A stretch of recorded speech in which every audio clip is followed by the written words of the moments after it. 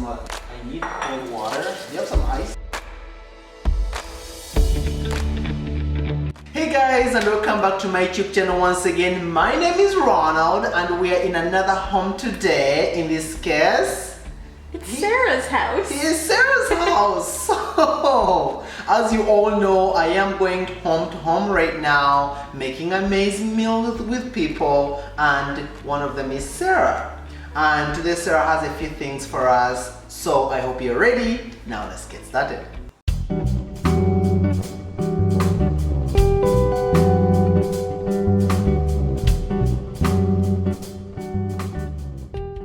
Sarah, why don't you tell us what we have today? We have asparagus. Okay. Carrots.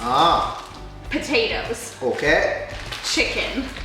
There we have it. And a bunch of stuff that came out of the cupboard. A bunch of stuff. So you know what? Whatever it is, I'm pretty sure we're gonna utilize it to actually making an amazing meal. So today, I was asking Sarah, and she has, but it's a champagne kind of mustard. So it's a flavor we're going to go for here. So I hope you guys are ready. As you can see, I mean, it already looks amazing. You can't go wrong with this. Let's do it. Okay, so first things first, we're going to get our potatoes basically blanching off so that we can actually follow up with the chicken and everything else. Alrighty? Okay, so we're first going to wash our potatoes. You never go wrong with washing stuff because you don't know where they've been. Sarah picked up these amazing potatoes. I gotta say, I really like these potatoes actually. The good thing, you don't have to cut them up, you just let them, cook away, and then we basically finish them off with a little, hint with like salt and pepper, right?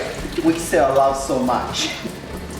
To make the process faster, I'm just going to use like a bit of hot water in here, so that way things are a bit faster for us. Awesome. While our potatoes are going right there, by the way, when you're using a cutting board, it's always safe to put something underneath, so that way your cutting board doesn't move too much, simply because so you don't cut yourself. And now we're going to do the asparagus right here. I'm gonna let Sarah take over. So simply means the best way to deal with asparagus is making sure that you just break him, don't cut him. Some people tend to cut them, but you don't know which one is the best part. So just pop it off like that, and whatever stays is the best part. Okay, and this is why you guys probably can see this one here. It's really wrinkled, and when this happens, before you cook it, maybe 30 minutes or an hour ahead, all you have to do is literally just put this in water and it will come right back up. Fun, right? So much fun. So much. I love snapping asparagus. And we're going to give our asparagus a quick wash here as well. So now this is something we're going to put on later. We won't put this right away because we want this to basically cook it and then use it. I mean, if you happen to do it quickly enough, that's fine, but just make sure that you put it in ice water so it stops cooking. We're going to let this sit for a little while right now, just in water like this, and when we're ready, we put in kind of warm water and then put it onto the stove top. What's this little guy's name? Finley. Finley. Hi, buddy. I think he had me. So as you guys can see right now, as I said, we have our chicken here, and there's so many ways of working with chicken. I know Sarah here told me she just murders the chicken, so yeah, something's wrong with that. But anyways, we're going to do something pretty easy with this. As we said, we're going to be using the mustard here. So simply meaning right now we're going to cut it open and we're going to make it a stuffed one, and we're going to stuff it with some cheese. Right? If you have like maybe spinach, or maybe you have like a Philly cheese and mix it up with some spinach together and you stuff it in there, you can do that for sure. But we simply have some shredded cheese. We're going to be putting inside there right now. I hate touching raw chicken. Well, if you're gonna eat it, you have to touch it, Sarah. Raw chicken. Are you guys like Sarah too here? Smoky, yeah.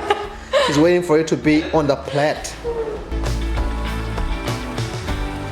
Okay, so we've just discovered that our chicken is kind of in strips a little bit because Sarah, Sarah.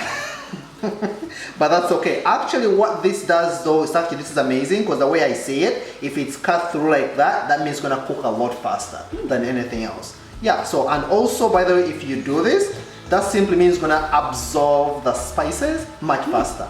So Sarah here has Montreal Spice here. It's not a bad idea when you're dealing with chicken, absolutely amazing. But usually I wanna get in there, make sure that, and this is cut up like this. I wanna get all the spices inside like that.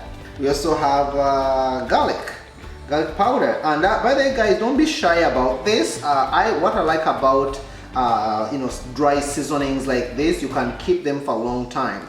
Those of you who watch my YouTube channel, you know that I do use a lot of dry spices like this that I buy from Costco, and they're long lasting too. So I mean, look at that. How are you gonna go wrong with this? This is let's say you have a get together with some people. All you have to do is marinate your chicken or beef or pork, whatever, ahead of time for a few hours, and then when you're ready, put it into your oven or maybe put it on a barbecue, and you have an amazing meal. Again, so we'll put more spices but later on.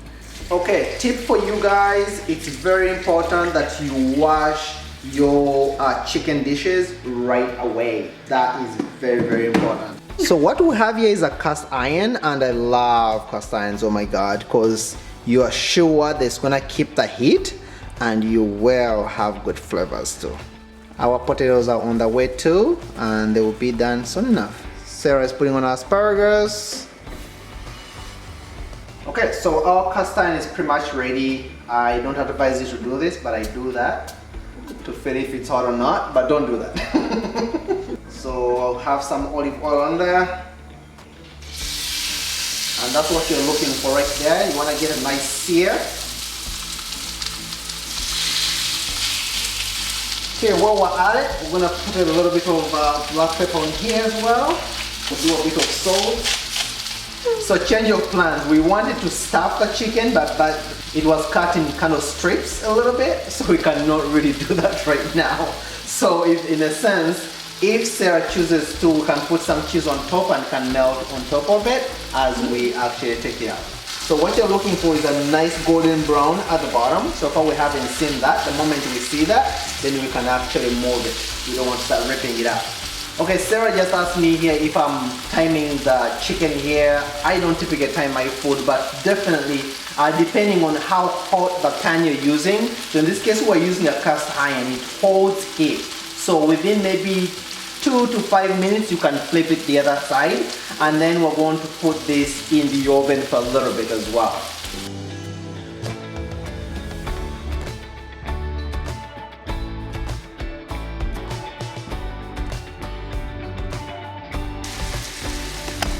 Sarah, Ronald. what did you tell us about yourself? About me? Yeah. Who is Sarah? Who is Sarah? Sarah is someone who spends too much time working. Okay. And not enough time learning how to cook. Yeah. And by the way, we're going to do also the word of the day. You all know I typically do a word of the day.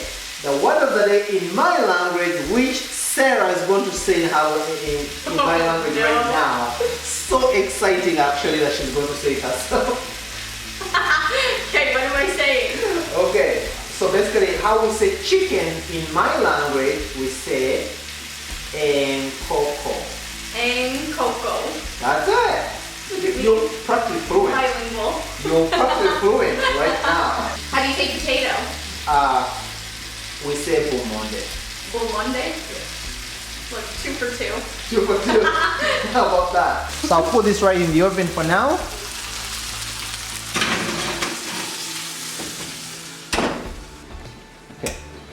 Okay, also the other thing to remember guys is to put in a little bit of salt. Any vegetables where you're cooking, it doesn't matter, more especially the green vegetables, it will make the color even more vibrant. Oh. Yeah, and also to keep the colors versus draining them out, because at the end of the day you want the nutrition not to overcook your stuff, right? Yeah, that's No? it takes some time. I think so, but do the biggest one. So Sarah told me she wanted to learn how to poach an egg. She's like, I can do a fried egg, Yeah, I can fry an egg. but I cannot do a poached egg. I'm like, poaching an egg is easier than frying an egg. Because some people, why am I saying that? Some people turn the pan like so hot, then you can like, oh my god, oh, it's too low. Like, poaching an egg is like a quick. So we've just put on some water right now. We're going to show Sarah how to poach an egg so quickly. Okay. So I'm going to take this out because we don't want to cook it too fast. So we'll put it into right ice water so it can stop cooking right away, and we just have to warm it up for a minute because our chicken since we took a different route because of Sarah. So as you can see that ice water, it should basically stop it cooking right away. So Sarah's making the egg right now. So our water is pretty much ready, as you guys can see. So we just have to add in maybe about a tablespoon of what, Sarah? Vinegar, white vinegar. White vinegar. So then, what else do we put in, Sarah? Oil. We need oil in there too? Yes. So next, since basically your water is about to bubble, all you need to do now is put in your egg. Now, I know some people tell you should stir it up in order to make an egg. You don't necessarily have to do that. It's great if you do it, but you don't have to. No, get your hands down. They are down. I don't want to burn myself. Oh my God, Sarah. I told you. Sarah is the one doing this, so she knows how to do her eggs whenever she wants them. Question for you, how do you like your egg? Not soft, not hard. Medium. So basically the egg is ready, and now Sarah knows how to make an egg. Now I know how to poach an egg. Ah. Ta-da! So Sarah is just doing a little something to this egg here. Cut into it. Let us know what you think about it. It's still nice. Perfect. Perfect. There you go. Perfect. Now you know how to make your egg. Perfect. Now I need toast. Good?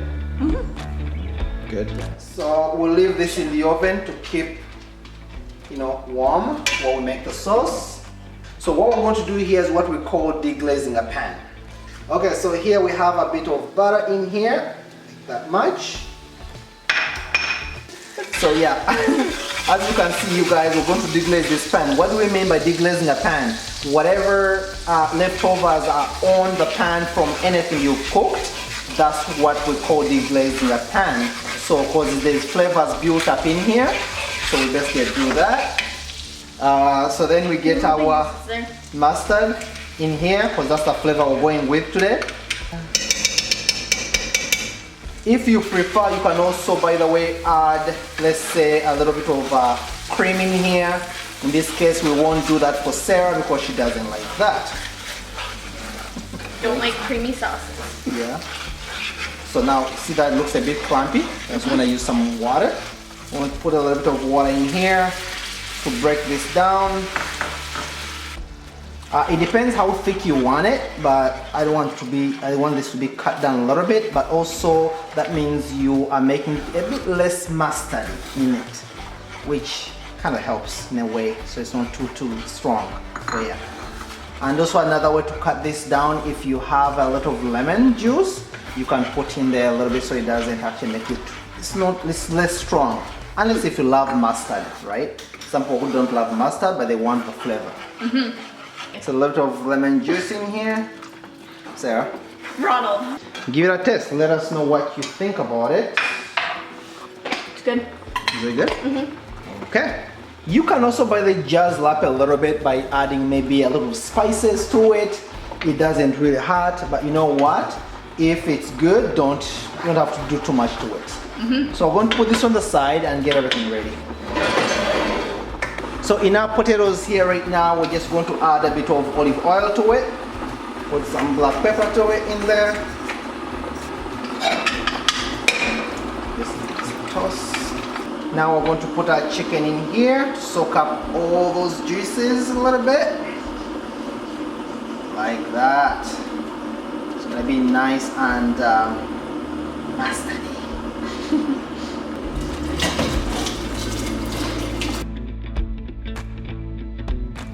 Alright, so again we're gonna put a little of olive oil in this one. Just lap a bit with some, black pepper or whatever else you have in your house.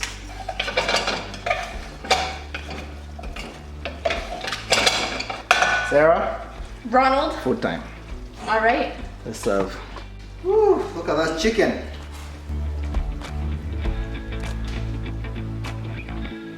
I really like actually these potatoes myself. I have a bit of asparagus. And since we have carrots, why not? Ooh.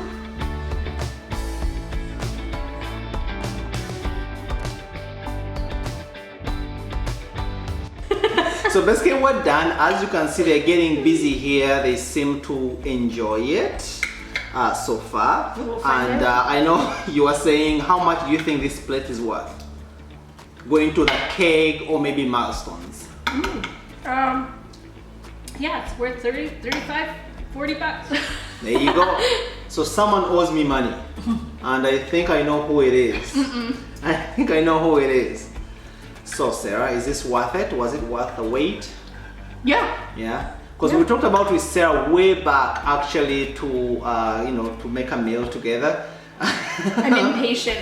I'm like waiting for food to It's been cook. a long time, but I'm glad it's here. Is the chicken juicy though? Yeah, and that's good. I'm actually happy to see that. Thank you guys for coming to my YouTube channel. I hope you enjoy what you've just seen. And by the way, as usual, if you like to see the recipe for this, just look right down below and check out, of course, other videos as you can see around us right now. Check those out. I do DIYs as well on the side whenever I can. And of course, also my wife has a YouTube channel. It's called Respect is Going. Check that out, and I will be seeing you in my next video. Give me a like, share, subscribe. Bye guys. Bye. Bye. Okay.